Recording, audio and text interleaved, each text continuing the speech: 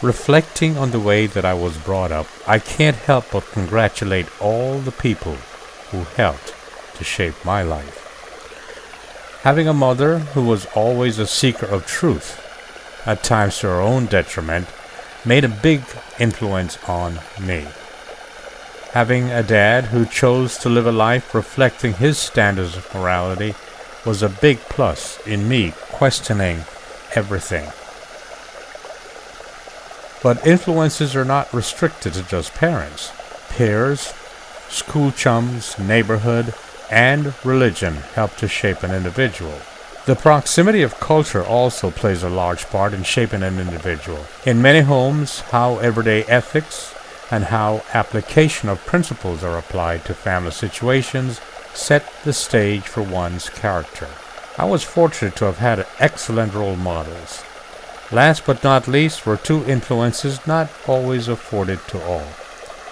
My stay in the Navy, which turned out to be a very strong influence, and of course, my marriage. That is, living with someone of a totally different but equally magnificent culture.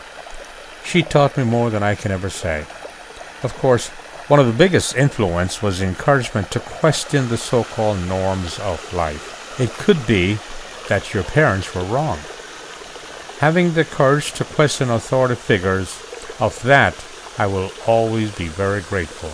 In so many homes today, the norm is not only destructive, but it limits exposure to others because of the prejudices practiced as being normal. The fear of strangers, for one thing. Ask any woman, and she will tell you that her fear of relatives were far more applicable than the fear of strangers. As many men know instinctively, the constant drumbeat of being macho desensitized far too many men, which showed up in their relationships with women. So, how does one cope? I think it is imperative to reject the norm just because it is a so-called family tradition.